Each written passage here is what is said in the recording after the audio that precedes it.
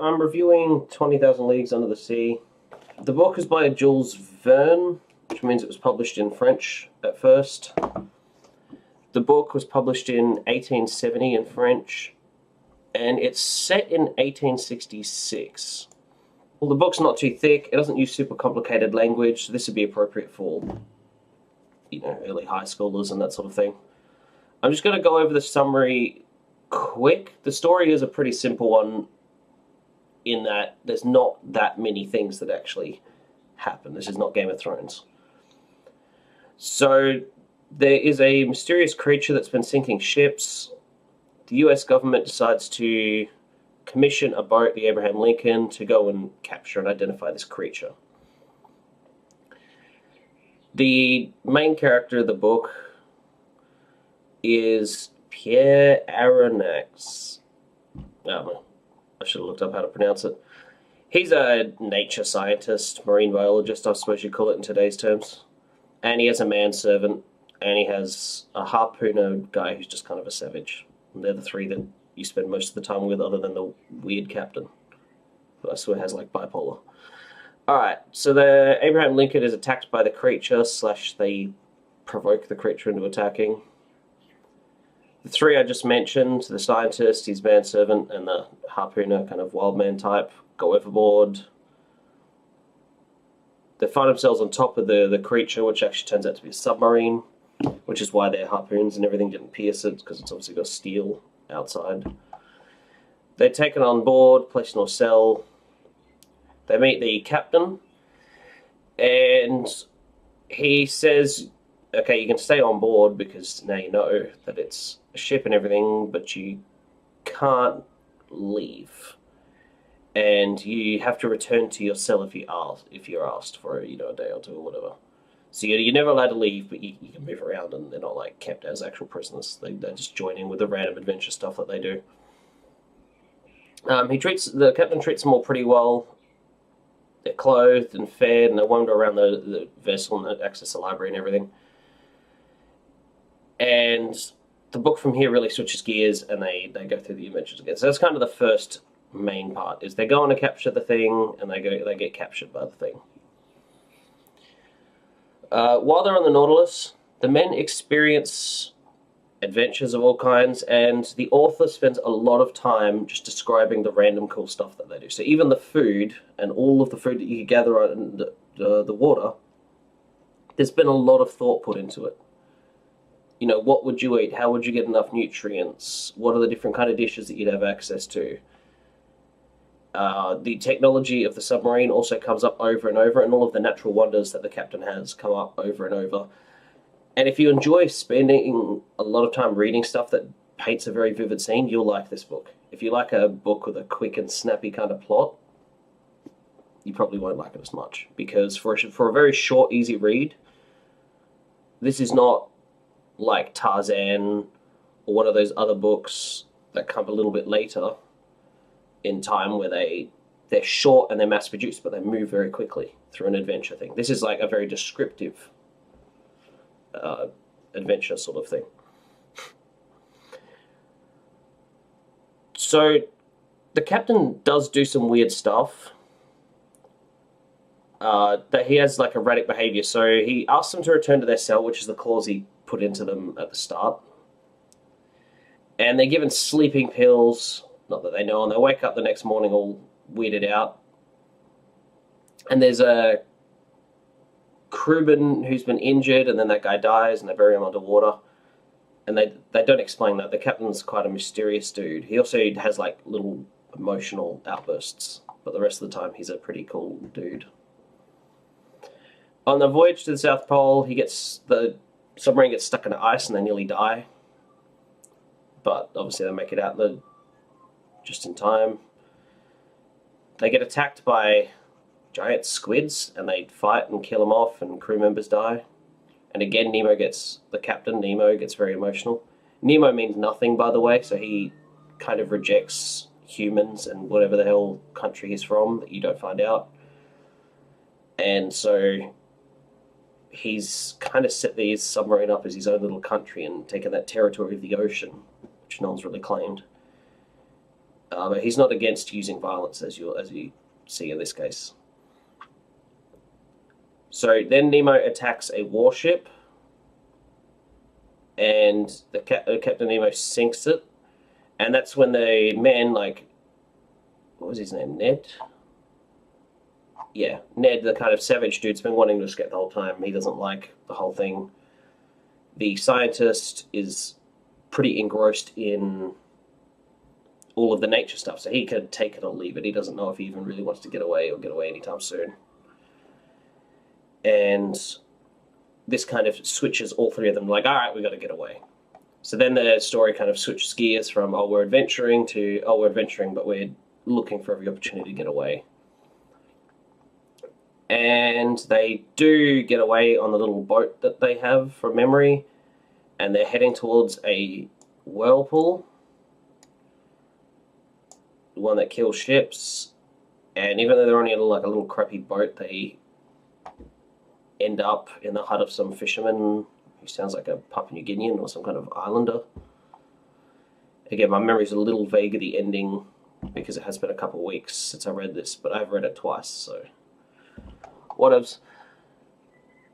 And then the scientist guy, Aronnax, is going back to France to write up the memoirs and everything he's seen. So that's the plot. How long did that take me? 7 minutes? Alright. Not hugely complicated. Again, you spend a lot of time with them in diving suits, walking around under the water, describing what they're seeing.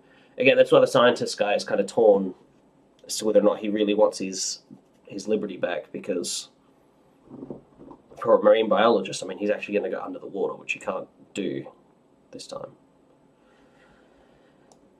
This book, to me, there's this era, probably from 1900 on, when they started just mass-producing books, magazines, even movies starting to come up, but not really the same way.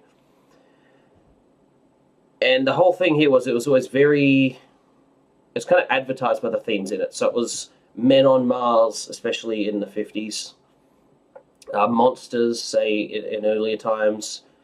If you look at Tarzan, again, it's an external place that's more interesting than wherever the hell the reader is. They're normally smaller books, or you bought them in little issues, almost like in magazines or editorials. And they're called pulp novels because they're super cheap to produce, and they just spat them out. And the common person was being able to read, so these were not complicated in language. They were interesting, and they were everything was turned up to 10 or 11. This book feels like that to a degree. It is an external place. So the book's written in 1870, and it's set in 1866, which was probably as he was writing it, the year that he had in mind. But it's technology that was not really around at that time, or wasn't common, and it was under the water exploration. So it was like uncharted territory. So it has that in common, but the pace is slow, which is not in common. And the imagery and everything is extremely well developed. So I figured I'd just kind of point that out. This kind of precursors what you see in that pulp novel era. And a lot of those pulp novels are really influential. A lot of the sci-fi comes out in that time, and books like Tarzan, that sort of thing. Alright, some of the themes and thoughts that I had. Man versus nature is an interesting one. So the captain in this has like complete mastery of the ocean and bends it to his will, but he doesn't really want to like exploit it. And he kind of grapples with that versus, I don't know how to explain it, that versus liberty, which is the next point I had. So he has his own military, set up his own country, because he doesn't like humans taking control of everything and each other and oppressing each other. But then he kind of does it himself. Like, he literally takes the people's liberty away who are on the ship. And it's kind of paradoxical or hypocritical. And he also tries very hard not to ruin the nature that he goes through, which is quite interesting. And he funds random rebellious causes around because he kind of wants to fight this tide of tyranny, but once that scientist's papers are published, more people would potentially think they're doing this, and he does sink ships, and the world is terrified of this creature. So he's not really doing a lot to promote liberty with some of his actions. Okay, technologies that are in this book that are interesting. Submarines, obviously, they become a huge deal from the Second World War. They extract electricity from hydrogen, which would be he doesn't say hydrogen, but says from the water. And they manage to remove the salt from the water, and they actually think through like having to come up and get the air every so often. He didn't obviously know how much oxygen we'd be able to store and how long you're able to stay under now, but that's all pretty interesting. The dive suits, he's got something similar to dive suits. He's got underwater guns. They're not harpoon guns or spear guns like they use now. I think they actually fire out compressed air, although I can't particularly remember. Ned Land has this perfect eyesight, which one of the sites I was reading through kind of pointed this out, and I thought it was actually a good point. He has this excellent eyesight, and so does the captain. And they both have really good senses. It's kind of mixed with the empiricism of that time, where they only believe what they see. And I did think that was interesting, because this is a book that's kind of written from the perspective of the scientific method and technology will unlock the wonders of the world. And then there's kind of a sub-theme of like, it could ruin the wonders of the world. The giant pearl. So they find this giant pearl, and Captain Nemo's known about it, and he wants to leave it undisturbed because it will increase in value. And also, he doesn't want to spoil it. Like, you want it to look at it. He has so much money, it doesn't matter.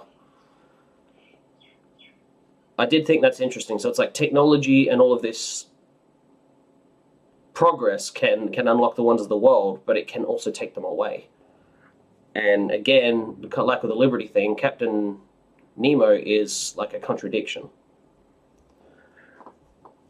So from this book, pretending I hadn't read Journey to the Center of the Earth and stuff like that, if I had to talk about what the author's perspective is, he's very scientifically hopeful. He very much believes in like rational, empirical things. We'll just keep building, and that we will actually figure out a whole bunch of things that we did end up figuring out, to be fair. But there is like a little warning note that I did feel in this one, and when I read Journey to the Center of the Earth, I didn't feel that. It's all just wonder, and there's just so much to discover without any repercussion. Alright, that's pretty much it. So I'm going to end it there. How'd I do? Less than 15 minutes? Awesome. I'm getting better at making these short. I might even be able to edit some more time out of this. Ciao.